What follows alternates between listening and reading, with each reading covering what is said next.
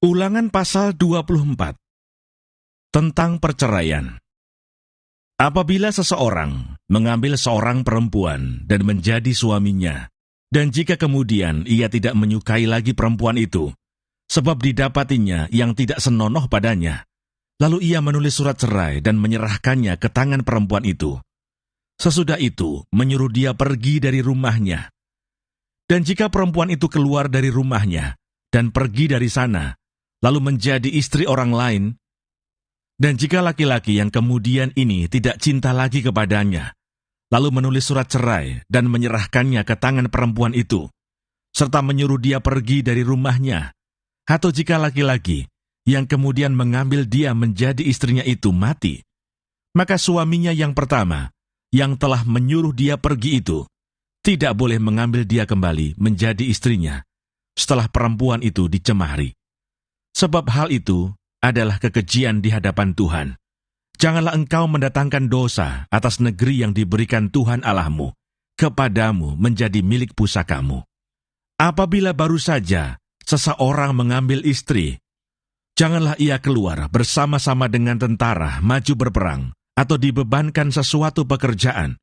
1 tahun lamanya, ia harus dibebaskan untuk keperluan rumah tangganya dan menyukakan hati perempuan yang telah diambilnya menjadi istrinya. Tentang melindungi sesama manusia.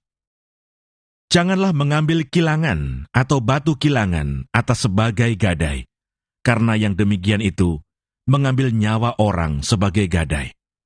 Apabila seseorang kedapatan sedang menculik orang, salah seorang saudaranya dari antara orang Israel, lalu memperlakukan dia sebagai budak dan menjual dia, maka haruslah penculik itu mati. Demikianlah harus kau hapuskan yang jahat itu dari tengah-tengahmu. Hati-hatilah dalam hal penyakit kusta, dan lakukanlah dengan tepat segala yang diajarkan imam-imam orang Lewi kepadamu. Apa yang kuperintahkan kepada mereka, haruslah kamu lakukan dengan setia. Ingatlah apa yang dilakukan Tuhan Allahmu kepada Miriam pada waktu perjalananmu keluar dari Mesir. Apabila engkau meminjamkan sesuatu kepada sesamamu, janganlah engkau masuk ke rumahnya untuk mengambil gadai daripadanya. Haruslah engkau tinggal berdiri di luar, dan orang yang kau beri pinjaman itu haruslah membawa gadai itu keluar kepadamu.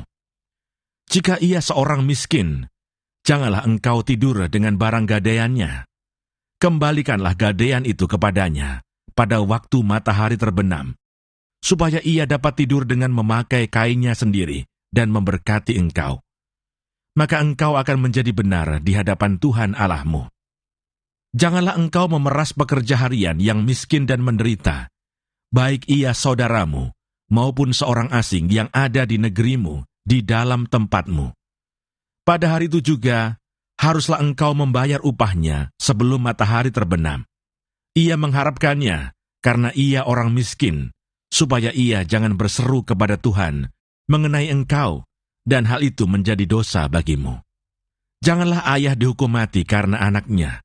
Janganlah juga anak dihukum mati karena ayahnya. Setiap orang harus dihukum mati karena dosanya sendiri. Janganlah engkau memperkosa hak orang asing dan anak yatim.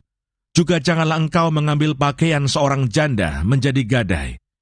Haruslah kau ingat bahwa engkau pun dahulu budak di Mesir, dan engkau ditebus Tuhan Allahmu dari sana.